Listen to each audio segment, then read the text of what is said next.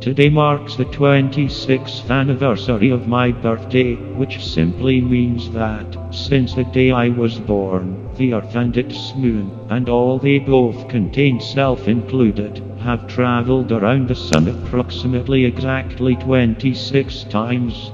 As an evolved primate experiencing the conscious perception of the stimulus of my 5+ senses in some sort of strange, magnificent, hostile, infinite, binary, self-replicating, fractal, refinement pattern that I was born into on June 5th, 1993, with no explanation for my existence, no instruction manual, no clear mission due to the simple fact that everyone else in that room was more or less just as clueless as I was on that day, despite their older age. If you compare their understanding of what forces were really at play in the grand cosmic scheme to that of an omniscient being, to that of a newly born baby, I'm quite fascinated with life. And, naturally and perhaps even narcissistically, my own life intrigues me to no end.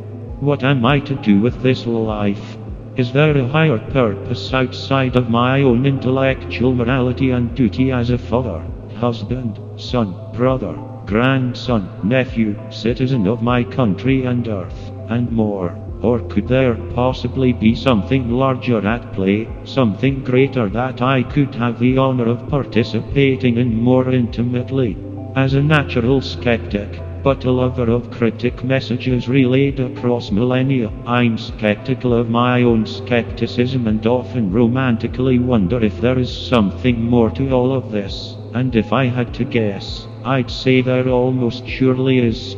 Perhaps this life is only as special as you decide to make it, and God is nothing more than someone or something so hopelessly in love with life and all of its pleasure and the necessary pain that comes at cost, that he/she is in utter and total devotion to perpetuating it as best as it knows how.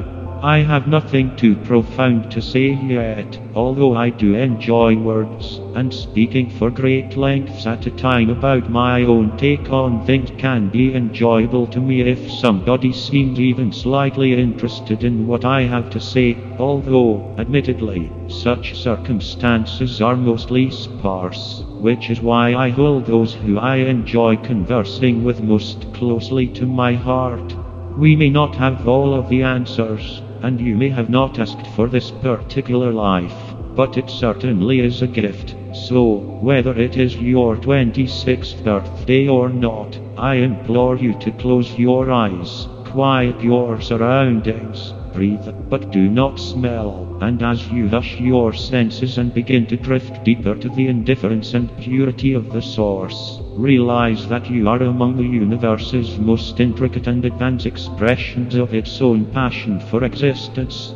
Perhaps our Creator was just like us all at one point, merely individuals comprising of a collective conscious in an infinite universe, until their combined passion for life and love became so great that it birthed yet another universe, either purposefully or accidentally. And perhaps these layers of God's creating planes of existence go on inwards and outwards towards infinity, in infinite directions, in infinite ways, to the extent that the lines of where one universe begins and another ends has become trivial, or at least nearing an impossibility to understand, to the point even the gods are not totally in control, causing dimensions and timelines to overlap and allow even more psychedelically strange truths to hold water and come into fruition, ever changing its divine structural design and ultimate purpose.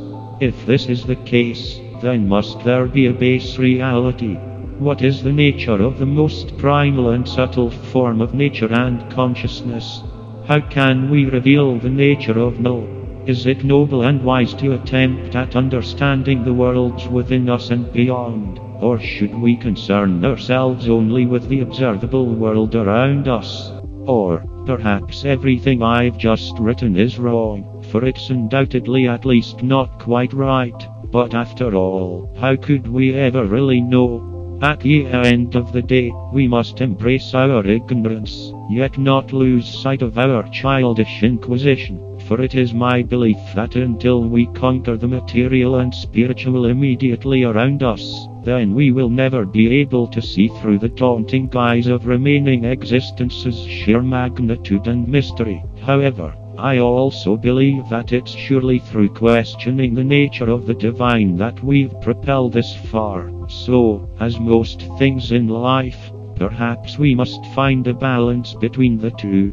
Oh, to be an OSAVV, foolish on a hunt for something great, and this I'm sure, but what it is I know not what.